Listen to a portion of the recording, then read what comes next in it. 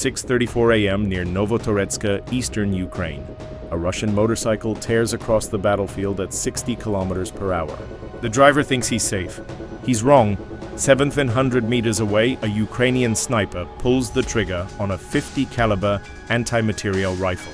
The round travels for nearly 3 seconds. Then the motorcycle stops dead.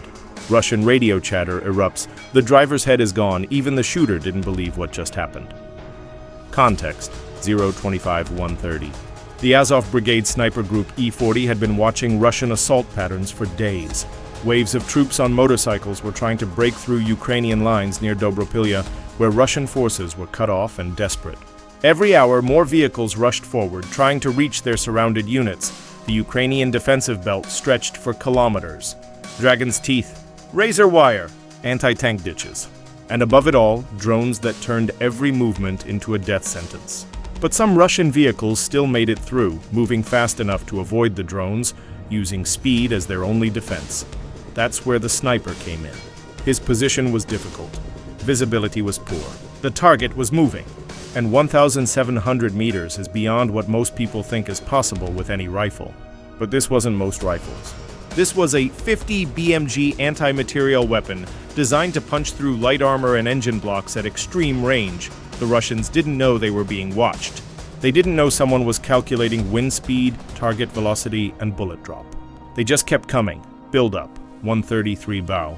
The sniper had maybe 8 seconds to make the calculation. The motorcycle was moving fast, bouncing over rough terrain. At 1,700 meters, the bullet would drop nearly 30 meters from its initial trajectory. Wind could push it several meters left or right. Temperature affected the powder burn. Humidity changed air density. One shot. One chance. The 50 BMG round weighs 42 grams and leaves the barrel at 900 meters per second. But by the time it reaches 1,700 meters, it's lost half its velocity. The round has to arc high into the sky like an artillery shell, then fall back down onto the target. The shooter can't see the impact point through his scope. He has to trust the math. The motorcycle kept moving. The driver was hunched low, covered by rubber anti-drone shielding that had been bolted onto the vehicle. The only exposed parts were the wheels, the engine, and a narrow gap where the driver's head poked through. The sniper adjusted for lead time. If the target is moving at 60 kilometers per hour and the bullet takes 2.8 seconds to arrive, the motorcycle will travel 47 meters during flight. He had to aim at empty air, at a spot the target hadn't reached yet. His finger tightened on the trigger. First strike, 3 Debutashim 430. The rifle kicked back with massive recoil. The muzzle blast echoed across the valley.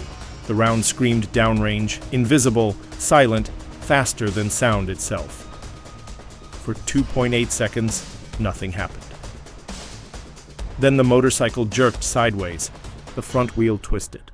The vehicle slowed, drifted, and stopped completely in the middle of the battlefield. No explosion, no fire. Just a sudden, total halt. Russian radio channels lit up immediately. Screaming, panic, confusion. The intercepted chatter was clear. Driver down. Headshot! He's gone! The sniper watched through his scope as Russian soldiers ran toward the stopped motorcycle. They couldn't understand what happened. There were no drones overhead, no artillery strikes, no machine gun fire. Their comrade had just stopped. Sniper Group E-40 recorded the entire sequence. The video shows the shot, the impact, the radio intercept, and the aftermath. They posted it on Telegram with a simple message. Even the shooter himself didn't believe the result at first. But this isn't a myth. This is the work of our most experienced sniper. The round likely penetrated the rubber shielding and struck either the driver directly or passed through the narrow gap in the armor. At that range, with that caliber, the kinetic energy was still enough to cause catastrophic damage. The motorcycle carried no additional crew. When the driver went down, the mission ended. Escalation. 4:30, 6:30. But this wasn't an isolated incident. This was one kill in a battle that had turned the fields near Novotoretska into a graveyard. Russian commanders were desperate. Their forces near Dobropilya were surrounded, running out of food and ammunition. Relief convoys couldn't get through. Every assault failed. But the commanders kept sending more men, more vehicles, more waves of attackers into the same kill zones. Ukrainian drone footage revealed the scale of the disaster.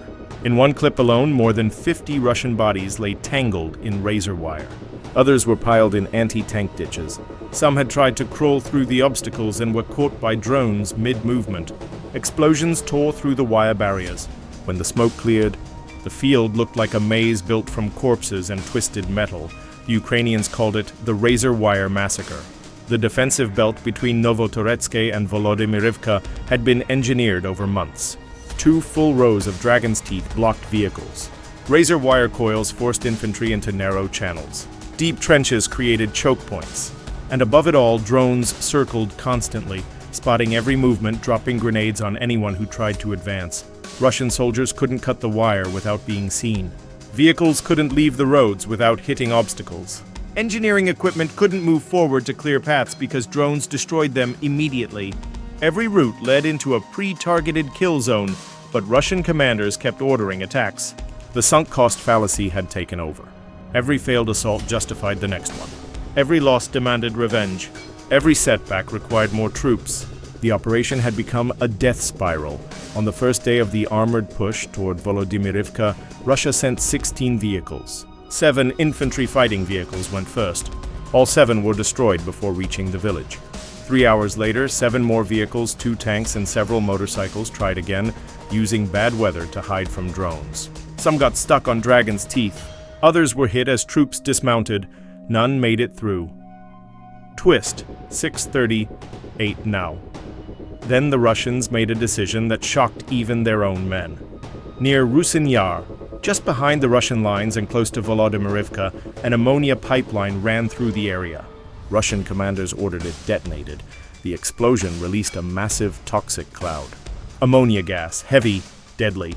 It rolled across the lowlands toward Ukrainian positions, disrupting communications and forcing defenders to relocate. The wind carried the fumes into Ukrainian ground lines, creating exactly the chaos Russian planners wanted. But the wind didn't stop at the Ukrainian lines. It blew back toward Russian positions. Ammonia causes severe respiratory damage, burns the lungs, and can kill within minutes. Russian troops in the area were exposed to their own weapon. The commanders didn't care. They saw it as acceptable losses if it meant confusing the Ukrainians. Under the cover of the gas attack and the resulting chaos, another wave of vehicles moved forward. This time, between 50 and 75 Russian soldiers made it to the outskirts of Volodymyrivka. Half of them died on the way.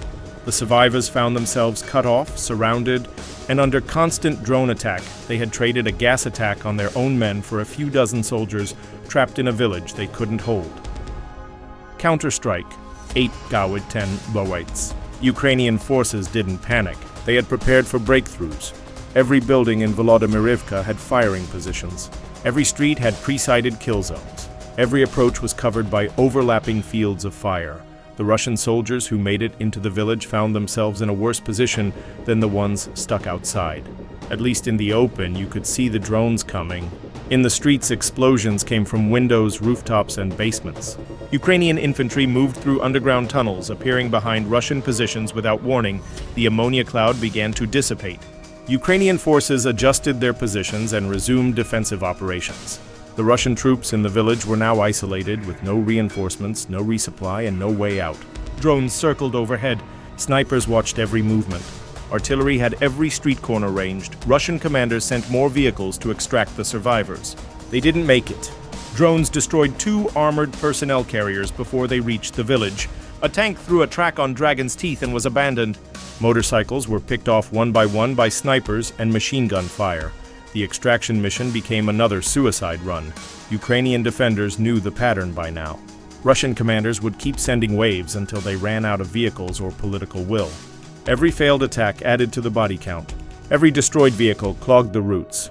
Every casualty made the next assault harder. The Russians were trapped in their own offensive. They couldn't advance. They couldn't retreat. And they couldn't stop sending men into the grinder because stopping meant admitting the entire operation was a disaster. Climax, 10/7/12. Back at the sniper position, the shooter from E-40 wasn't done. The stopped motorcycle had become a landmark. Russian forces kept moving past it, using it as a waypoint. They thought the area was safe because nothing had exploded. They didn't know a sniper was watching.